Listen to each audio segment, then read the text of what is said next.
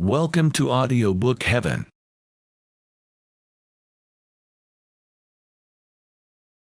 This is Romeo and Juliet by William Shakespeare. Persons represented: Aeschylus, Prince of Verona; Paris, a young nobleman, kinsman to the prince; Montague and Capulet, heads of two houses at variance with each other; an old man, uncle to Capulet; Romeo, son to Montague; Mercutio, kinsman to the prince, and friend to Romeo; Benvolio, nephew to Montague, and friend to Romeo; Tybalt, nephew to Lady Capulet; Friar Lawrence, a Franciscan; Friar John of the same order; Balthazar, servant to Romeo; Samson, servant to Capulet; Gregory, servant to Capulet; Peter, servant to Juliet's nurse; Abraham, servant to Montague; an apothecary; three musicians; a chorus; page to Paris, and another page; an officer; Lady Montague, wife to Montague; Lady Capulet, wife to Capulet; Juliet, daughter to Capulet; nurse to Juliet; citizens of Verona; several men and women, relations to both houses; maskers, guards, watchmen, and attendants. Scene, during the greater part of the play, in Verona, once in the fifth act at Mantua. The Prologue. Enter Chorus. Chorus. Two households, both alike in dignity, in fair Verona, where we lay our scene, from ancient grudge break to new mutiny, where civil blood makes civil hands unclean. From forth the fatal loins of these two foes, a pair of star-crossed lovers take their life, whose misadventured piteous overthrows doth with their death bury their parents' strife. The fearful passage of their death-marked love, and the continuance of their parents' rage, which but their children's end naught could remove, is now the 2 hours' traffic of our stage; the which, if you with patient ears attend, what here shall miss, our toil shall strive to mend. Act I, Scene I. A public place. Enter Samson and Gregory, armed with swords and bucklers. Samson. Gregory, on my word, we'll not carry coals. Gregory. No, for then we should be colliers. Samson. I mean, an we be in collar, we'll draw. Gregory. Ay, while you live, draw your neck out of the collar. Samson. I strike quickly, being moved. Gregory. But thou art not quickly moved to strike. Samson. A dog of the house of Montague moves me. Gregory. To move is to stir, and to be valiant is to stand. Therefore, if thou art moved, thou run'st away. Samson.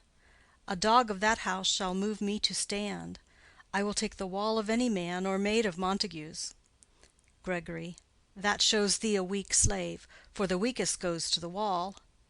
Samson. True, and therefore women, being the weaker vessels, are ever thrust to the wall. Therefore I will push Montague's men from the wall, and thrust his maids to the wall. Gregory. The quarrel is between our masters, and us their men. 'Tis all one, I will show myself a tyrant. When I have fought with the men, I will be cruel with the maids, I will cut off their heads. Gregory. The heads of the maids?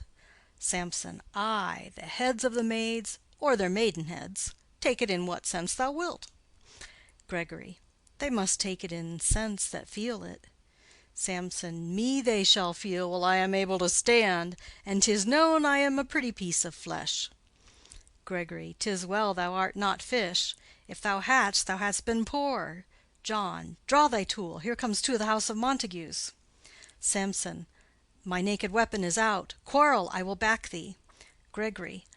How? Turn thy back and run? Samson. Fear me not. Gregory. No, marry, I fear thee. Samson. Let us take the law of our sides. Let them begin. Gregory. I will frown as I pass by, and let them take it as they list. Samson. Nay, as they dare. I will bite my thumb at them, which is disgrace to them if they bear it. Enter Abraham and Balthazar. Abraham. Do you bite your thumb at us, sir? Samson. I do bite my thumb, sir. Abraham. Do you bite your thumb at us, sir? Samson. Is the law of our side if I say I? Gregory. No. Samson. No, sir, I do not bite my thumb at you, sir, but I bite my thumb, sir. Gregory. Do you quarrel, sir? Abraham. Quarrel, sir? No, sir. Samson. But if you do, sir, I am for you. I serve as good a man as you. Abraham. No better. Samson. Well, sir. Gregory. Say better. Here comes one of my master's kinsmen. Samson. Yes, better, sir. Abraham. You lie. Samson. Draw, if you be men. Gregory, remember thy swashing blow. They fight. Enter Benvolio. Benvolio. Part, fools! Put up your swords. You know not what you do. Beats down their swords. Enter Tybalt. Tybalt. What art thou drawn among these heartless hinds? Turn thee, Benvolio, look upon thy death. Benvolio. I do but keep the peace. Put up thy sword, or manage it to part these men with me. Tybalt. What, drawn, and talk of peace? I hate the word, as I hate hell, all Montagues, and thee. Have at thee, coward. They fight. Enter several of both houses, who join the fray. Then enter citizens with clubs. One citizen. Clubs, bills, and partisans, strike, beat them down. Down with the Capulets, down with the Montagues. Enter Capulet in his gown, and Lady Capulet. Capulet. What noise is this? Give me my long sword. Ho! Lady Capulet. A crutch, a crutch! Why call you for a sword? Capulet. My sword, I say. Old Montague has come and flourishes his blade in spite of me. Enter Montague and his Lady Montague. Montague. Thou villain Capulet, hold me not. Let me go. Lady Montague. Thou shalt not stir one foot to seek a foe. Enter Prince with attendants. Prince. Rebellious subjects, enemies to peace, profaners of this neighbor-stained steel, will they not hear? What ho, you men, you beasts, that quench the fire of your pernicious rage with purple fountains issuing from your veins! On pain of torture from those bloody hands, throw your mistempered weapons to the ground, and hear the sentence of your moved prince. 3 civil brawls, bred of an airy word, by thee, old Capulet, and Montague, have thrice disturbed the quiet of our streets, and made Verona's ancient citizens cast by their grave beseeming ornaments, to wield old partisans, in hands as old, cankered with peace, to part your cankered hate. If ever you disturb our streets again, your lives shall pay the forfeit of the peace. For this time all the rest depart away. You, Capulet, shall go along with me, and Montague, come you this afternoon, to know our further pleasure in this case, to old Freetown, our common judgment place. Once more, on pain of death, all men depart. Exit Prince and attendants, Capulet, Lady Capulet, Tybalt, citizens, and servants. Montague. Who set this ancient quarrel new abroach? Speak, nephew, were you by when it began? Benvolio. Here were the servants of your adversary and yours, close fighting ere I did approach. I drew to part them. In the instant came the fiery Tybalt with his sword prepared, which as he breathed defiance to my ears he swung about his head and cut the winds, who, nothing hurt withal, hissed him in scorn. While we were interchanging thrusts and blows, came more, and fought on part and part, till the prince came, who parted either part. Lady Montague. Oh, where is Romeo? Saw you him to-day? Right glad I am he was not at this fray. Benvolio. Madam, an hour before the worshipped sun peered forth the golden window of the east, a troubled mind drave me to walk abroad, where, underneath the grove of sycamore, that westward rooteth from the city's side, so early walking did I see your son. Towards him I made, but he was ware of me, and stole into the covert of the wood. I, measuring his affections by my own, that most are busied when they're most alone, pursued my humor, not pursuing his, and gladly shunned who gladly fled from me. Montague. Many a morning hath he there been seen, with tears augmenting the fresh morning's dew, adding to clouds more clouds with his deep sighs. But all so soon as the all-cheering sun should in the farthest east begin to draw the shady curtains from Aurora's bed, away from light steals home my heavy son, and private in his chamber pens himself, shuts up his windows, locks fair daylight out, and makes himself an artificial night. Black and portentous must this humor prove, unless good counsel may the cause remove. Benvolio. My noble uncle, do you know the cause? Montague. I neither know it nor can learn of him. Benvolio. Have you importuned him by any means? Montague. Both by myself and many other friends. But he, his own affection's counselor, is to himself, I will not say how true, but to himself so secret and so close, so far from sounding and discovery, as is the bud bit with an envious worm ere he can spread his sweet leaves to the air, or dedicate his beauty to the sun. Could we but learn from whence his sorrows grow, we would as willingly give cure as know. Benvolio. See, here he comes. So please you step aside. I'll know his grievance, or be much denied. Montague. I would thou wert so happy by thy stay to hear true shrift. Come, madam, let's away. Exit Montague and lady. Enter Romeo. Benvolio. Good morrow, cousin. Romeo. Is the day so young? Benvolio. But new struck 9. Romeo. Ay me, sad hours seem long. Was that my father that went hence so fast? Benvolio. It was. What sadness lengthens Romeo's hours? Romeo. Not having that which having makes them short. Benvolio. In love? Romeo. Out. Benvolio. Of love? Romeo. Out of her favor where I am in love. Benvolio. Alas, that love, so gentle in his view, should be so tyrannous and rough in proof. Romeo. Alas, that love, whose view is muffled still, should without eyes see pathways to his will. Where shall we dine? O me! What fray was here? Yet tell me not, for I have heard it all. Here's much to do with hate, but more with love. Why then, O brawling love, O loving hate, O anything of nothing first create, O heavy lightness, serious vanity, misshapen chaos of well-seeming forms, feather of lead, bright smoke, cold fire, sick health, still waking sleep that is not what it is. This love feel I, that feel no love in this. Dost thou not laugh? Benvolio. No cause, I rather weep. Romeo. Good heart at what? Benvolio. At thy good heart's oppression. Romeo. Why, such is love's transgression. Griefs of mine own lie heavy in my breast, which thou wilt propagate, to have it pressed with more of thine.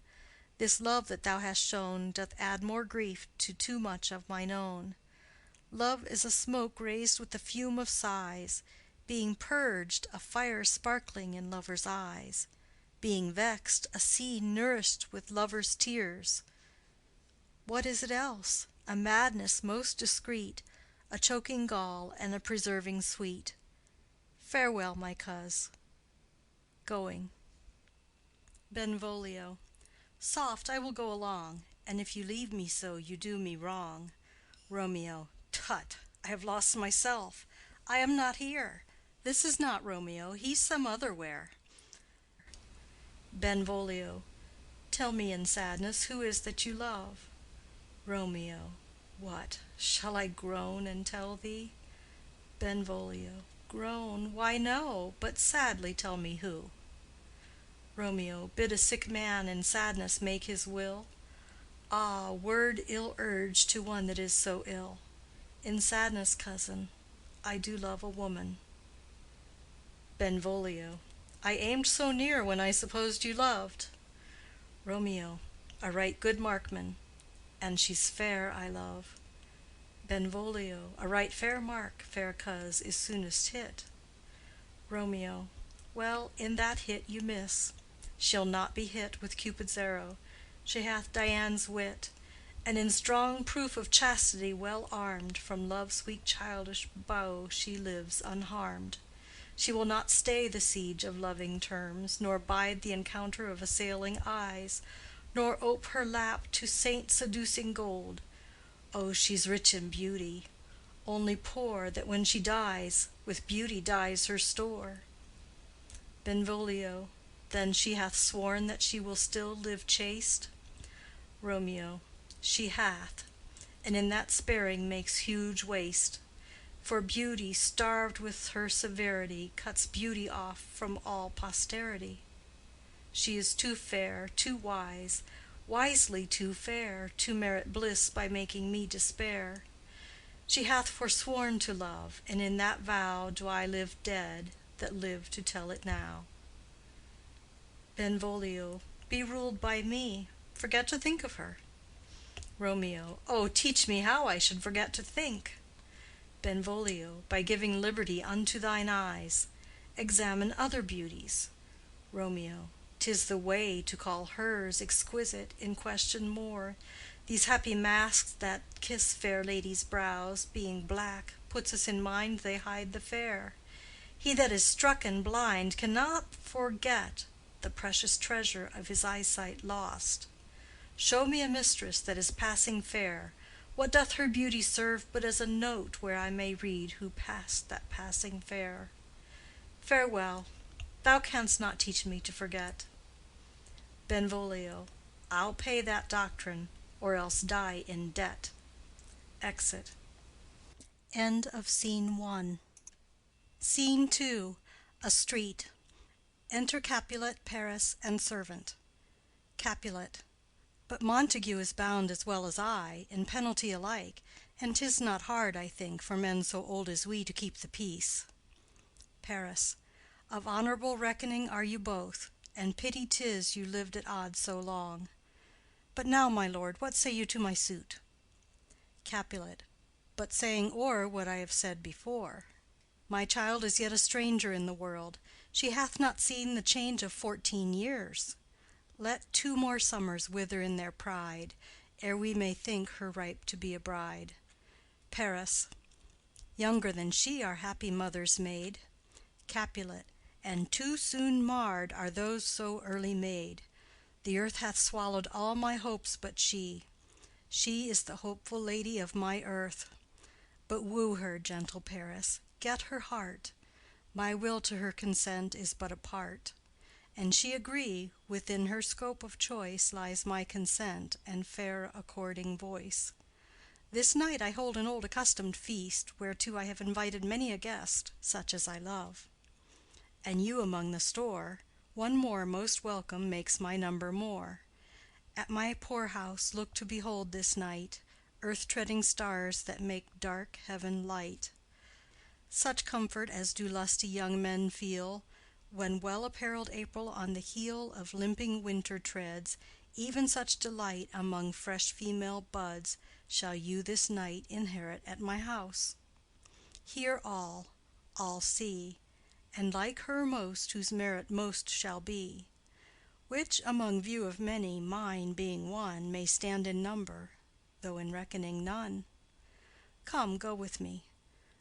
Go, sirrah, trudge about through fair Verona, find those persons out whose names are written there, gives a paper, and to them say, my house and welcome on their pleasure stay. Exit Capulet and Paris. Servant. Find them out whose names are written here. It is written that the shoemaker should meddle with his yard, and the tailor with his last, the fisher with his pencil, and the painter with his nets. But I am sent to find those persons whose names are here writ, and can never find what names the writing person hath here writ. I must to the learned, in good time. Enter Benvolio and Romeo. Benvolio. Tut, man, one fire burns out another's burning. One pain is lessened by another's anguish. Turn giddy, and be holp by backward turning. One desperate grief cures with another's languish. Take thou some new infection to thy eye, and the rank poison of the old will die. Romeo, your plantain leaf is excellent for that. Benvolio, for what, I pray thee? Romeo, for your broken shin. Benvolio, why, Romeo, art thou mad? Romeo, not mad, but bound more than a madman is, shut up in prison, kept without my food, whipped and tormented in— Gaden, good fellow. Servant, God gi gaden. I pray, sir, can you read? Romeo, I, mine own fortune in my misery. Servant, perhaps you have learned it without book, but I pray, can you read anything you see? Romeo, I, if I know the letters and the language. Servant, ye say honestly. Rest you merry. Romeo, stay, fellow, I can read. Reads. Signor Martino and his wife and daughters, County Anselmo and his beauteous sisters, the lady widow of Vitruvio, Signor Placentio and his lovely nieces, Mercutio and his brother Valentine, mine uncle Capulet, his wife and daughters, my fair niece Rosaline, Livia, Signor Valentio and his cousin Tybalt, Lucio and the lively Helena. A fair assembly. Gives back the paper. Whither should they come? Servant, up. Romeo, whither? Servant, to supper, to our house. Romeo, whose house? Servant, my master's.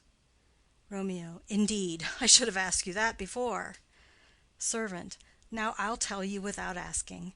My master is the great rich Capulet, and if you be not of the house of Montagues, I pray, come and crush a cup of wine. Rest you merry. Exit. Benvolio. At this same ancient feast of Capulets sups the fair Rosaline, whom thou so lovest, with all the admired beauties of Verona. Go thither, and with unattainted eye compare her face with some that I shall show, and I will make thee think thy swan a crow. Romeo. When the devout religion of mine eye maintained such falsehood, then turn tears to fires, and these, who often drowned, could never die, transparent heretics, be burnt for liars. One fairer than my love? The all-seeing sun ne'er saw her match since first the world begun. Benvolio. Tut, you saw her fair, none else being by, herself poised with herself in either eye. But in that crystal scales let there be weighed your lady's love against some other maid that I will show you shining at this feast, and she shall scant show well that now shows best. Romeo. I'll go along, no such sight to be shown, but to rejoice in splendor of mine own. Exit. Scene 3. Room in Capulet's house. Enter Lady Capulet and nurse. Lady Capulet. Nurse, where's my daughter? Call her forth to me. Nurse. By my maidenhead, at 12-year-old I bade her come. What, lamb? What, ladybird? God forbid! Where's this girl? What, Juliet? Enter Juliet. Juliet. How now, who calls? Nurse. Your mother. Juliet. Madam, I am here. What is your will? Lady Capulet. This is the matter. Nurse, give leave a while, we must talk in secret. Nurse, come back again. I have remembered me. Thou's hear our counsel. Thou knowest my daughter's of a pretty age. Nurse. Faith, I can tell her age unto an hour. Lady Capulet. She's not 14. Nurse. I'll lay 14 of my teeth, and yet to my teen be it spoken, I have but 4. She is not 14. How long is it now to Lammastide? Lady Capulet. A fortnight and odd days. Nurse. Even or odd, of all the days in the year, come Lammas Eve at night shall she be 14. Susan and she, God rest all Christian souls, were of an age. Well, Susan is with God. She was too good for me. But, as I said, on Lammas Eve at night shall she be 14. That shall she, Mary. I remember it well. 'Tis since the earthquake now 11 years, and she was weaned. I never shall forget it. Of all the days of the year, upon that day, for I had then laid wormwood to my dug, sitting in the sun under the dove-house wall, my lord and you were then at Mantua. Nay, I do bear a brain. But as I said, when it did taste the wormwood on the nipple of my dug, and felt it bitter, pretty fool, to see it tetchy and fall out with the dug, shake, quoth the dove-house, 'twas no need, I trow, to bid me trudge, and since that time it is 11 years. For then she could stand alone, nay, by the rood she could have run and waddled all about, for even the day before she broke her brow.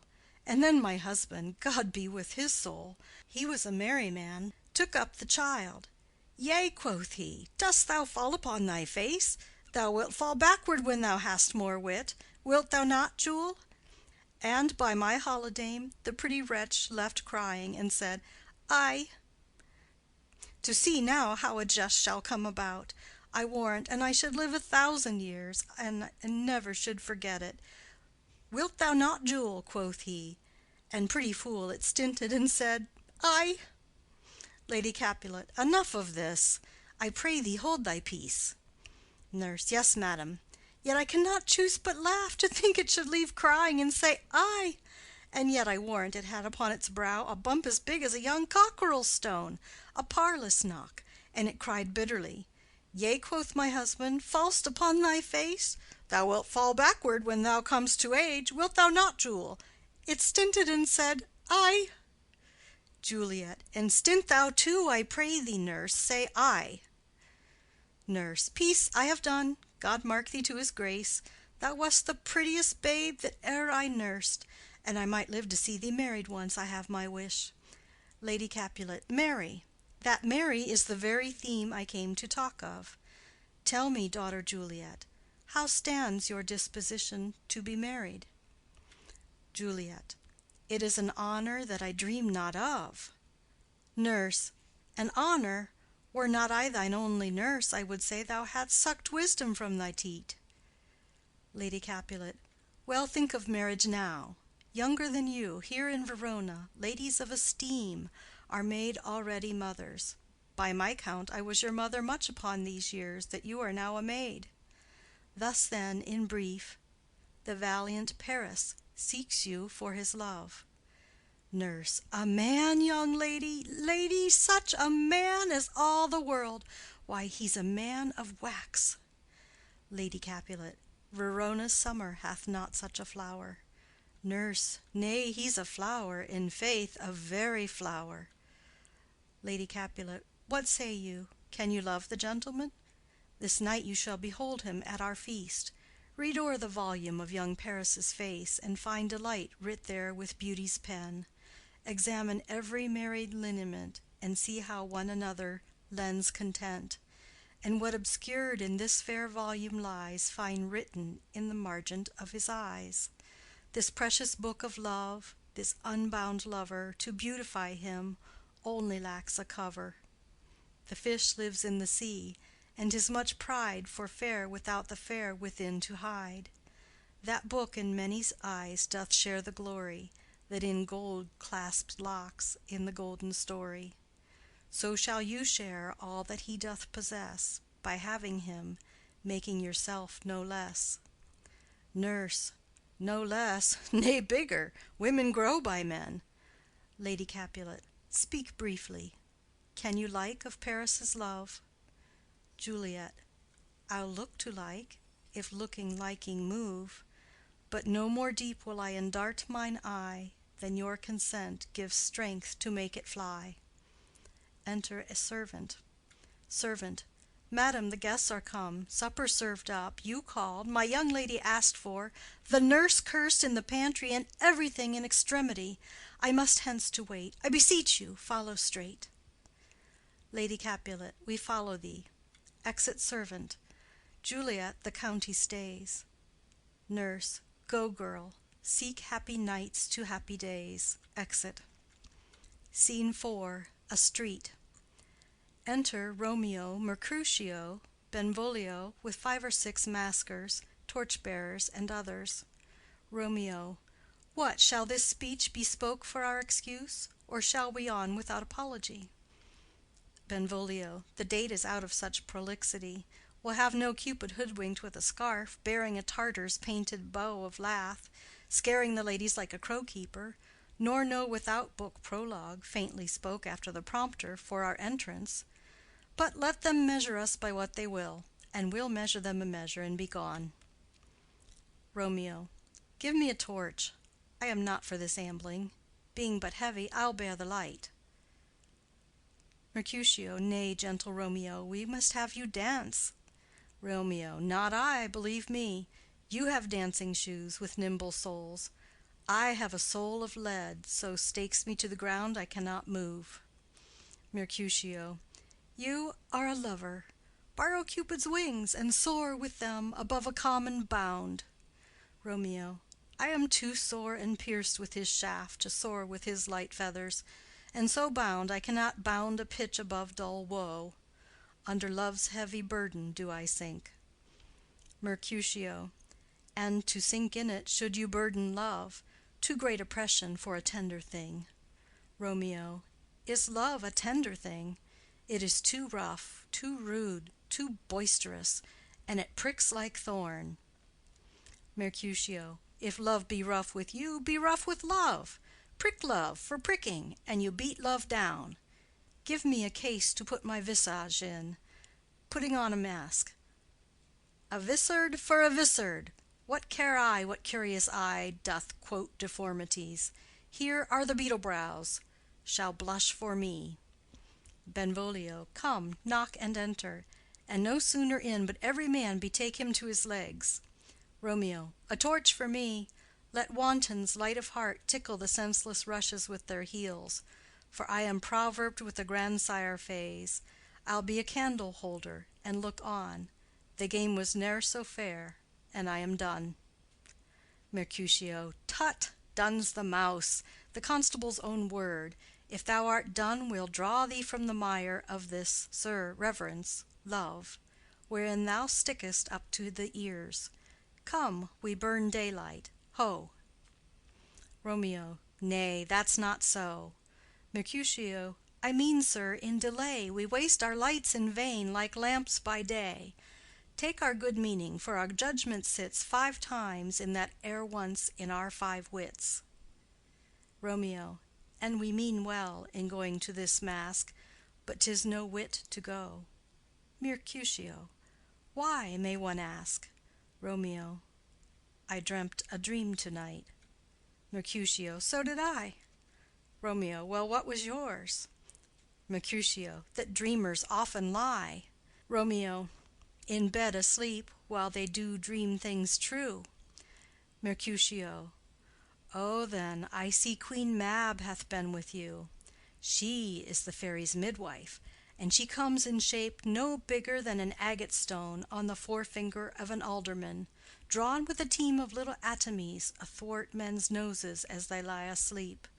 Her wagon spokes made of long spinners' legs, the cover of the wings of grasshoppers, the traces of the smallest spider's web, the collars of the moonshine's watery beams, her whip of cricket's bone, the lash of film, her wagoner a small gray-coated gnat, not half so big as a round little worm pricked from the lazy finger of a maid. Her chariot is an empty hazelnut, made by the joiner squirrel or old grub, time out of mind the fairies' coachmakers. And in this state she gallops night by night through lovers' brains, and then they dream of love. Or courtiers' knees that dream on courtesies straight, or lawyers' fingers who straight dream on fees, or ladies' lips who straight on kisses dream, which oft the angry Mab with blisters plagues, because their breaths with sweetmeats tainted are. Sometimes she gallops o'er a courtier's nose, and then dreams he of smelling out a suit. And sometimes comes she with a tithe-pig's tail, tickling a parson's nose as he lies asleep. Then dreams he of another benefice. Sometimes she driveth o'er a soldier's neck, and then dreams he of cutting foreign throats, of breeches, ambuscadoes, Spanish blades, of health's 5 fathom deep, and then anon drums in his ear, at which he starts and wakes, and being thus frightened swears a prayer or two, and sleeps again. This is that very Mab that plats the manes of horses in the night, and bakes the elf-locks in foul sluttish hairs, which once entangled much misfortune bodes. This is the hag, when maids lie on their backs, that presses them, and learns them first to bear, making them women of good carriage. This is she. Romeo. Peace, peace, Mercutio, peace. Thou talk'st of nothing. Mercutio. True, I talk of dreams, which are the children of an idle brain, begot of nothing but vain fantasy, which is as thin of substance as the air, and more inconstant than the wind, who woos even now the frozen bosom of the north, and being angered puffs away from thence, turning his face to the dew-dropping south. Benvolio. This wind you talk of blows us from ourselves. Supper is done, and we shall come too late. Romeo. I fear too early, for my mind misgives some consequence, yet hanging in the stars, shall bitterly begin this fearful date with this night's revels, and expire the term of a despised life, closed in my breast by some vile forfeit of untimely death. But he that hath the steerage of my course direct my sail. On, lusty gentlemen. Benvolio. Strike, drum. Exit. End of Scene 4. Scene 5. A hall in Capulet's house. Musicians waiting. Enter servants. Servant 1. Where's Potpan that he helps not to take away? He shift a trencher, he scrape a trencher. Servant 2. When good manners shall lie all in one or two men's hands, and they unwashed too, 'tis a foul thing. Servant 1.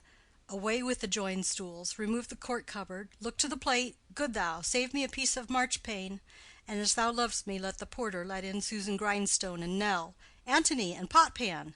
Servant 2. Aye, boy, ready. Servant 1. You are looked for and called for, asked for and sought for in the great chamber. Servant 2. We cannot be here and there too. Cheerly, boys, be brisk a while, and the longer liver take all. They retire behind. Enter Capulet, etc., with the guests and maskers. Capulet. Welcome, gentlemen, ladies that have their toes unplagued with corns will have a bout with you.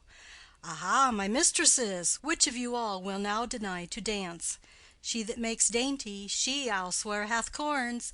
Am I come near you now? Welcome, gentlemen. I have seen the day that I have worn a vissard, and could tell a whispering tale in a fair lady's ear, such as would please. 'Tis gone, 'tis gone, 'tis gone. You are welcome, gentlemen. Come, musicians, play. A hall, give room, and foot it, girls. Music plays, and they dance. More light, you knaves, and turn the tables up, and quench the fire, the room is grown too hot. Ah, sirrah, this unlooked-for sport comes well. Nay, sit, good cousin Capulet, for you and I are past our dancing days. How long is it now since last yourself and I were in a mask? Capulet. 2. By your lady, 30 years. Capulet. What, man, 'tis not so much, 'tis not so much. 'Tis since the nuptial of Lucentio. Come Pentecost as quickly as it will, some 25 years, and then we masked. Capulet. 2. 'Tis more, 'tis more. His son is elder, sir. His son is 30. Capulet. Will you tell me that? His son was but a ward 2 years ago. Romeo. What lady is that which doth enrich the hand of yonder knight? Servant. I know not, sir. Romeo. Oh, she doth teach the torches to burn bright. It seems she hangs upon the cheek of night like a rich jewel in an Ethiop's ear. Beauty too rich for use, for earth too dear. So shows a snowy dove trooping with crows, as yonder lady o'er her fellows shows. The measure done, I'll watch her place of stand, and touching hers, make blessed my rude hand. Did my heart love till now? Forswear at sight, for I ne'er saw true beauty till this night. Tybalt. This, by his voice, should be a Montague. Fetch me my rapier, boy.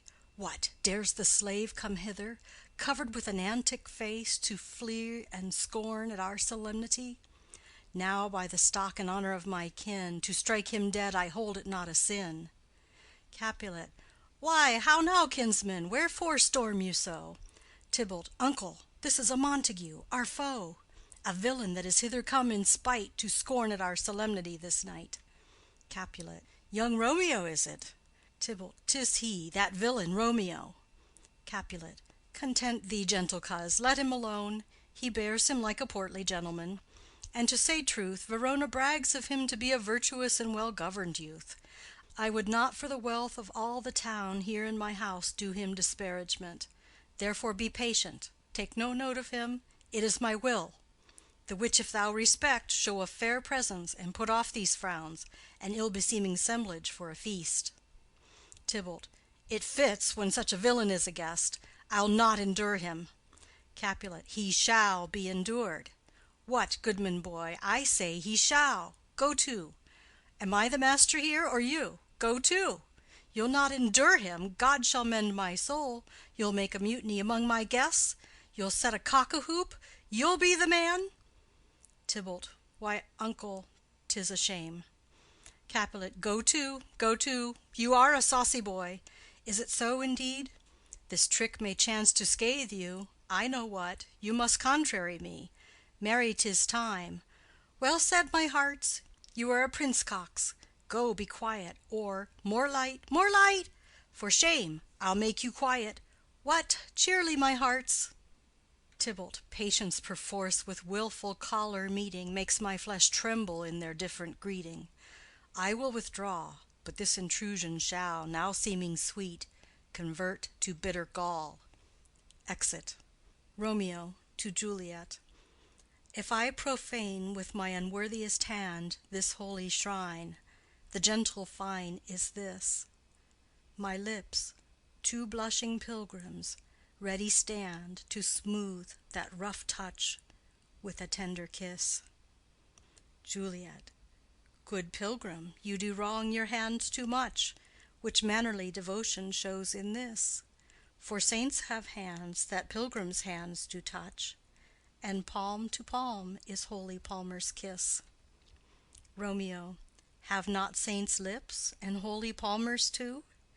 Juliet. Ay, pilgrim, lips that they must use in prayer. Romeo. O then, dear saint, let lips do what hands do. They pray, grant thou, lest faith turn to despair. Juliet. Saints do not move, though grant for prayer's sake. Romeo. Then move not, while my prayer's effect I take. Thus from my lips, by thine my sin is purged. Kisses her. Juliet. Then have my lips the sin that they have took. Romeo. Sin from my lips? O trespass sweetly urged, give me my sin again. Juliet. You kiss by the book. Nurse. Madam, your mother craves a word with you. Romeo. What is her mother? Nurse. Mary Bachelor, her mother is the lady of the house, and a good lady, and a wise and virtuous. I nursed her daughter that you talked withal. I tell you, he that can lay hold of her shall have the chinks. Romeo. Is she a Capulet? O dear account, my life is my foe's debt. Benvolio. Away, begone, the sport is at the best. Romeo. Ay, so I fear, the more is my unrest. Capulet. Nay, gentlemen, prepare not to be gone. We have a trifling foolish banquet towards. Is it e'en so? Why then, I thank you all. I thank you, honest gentlemen. Good night. More torches here. Come on, then, let's to bed.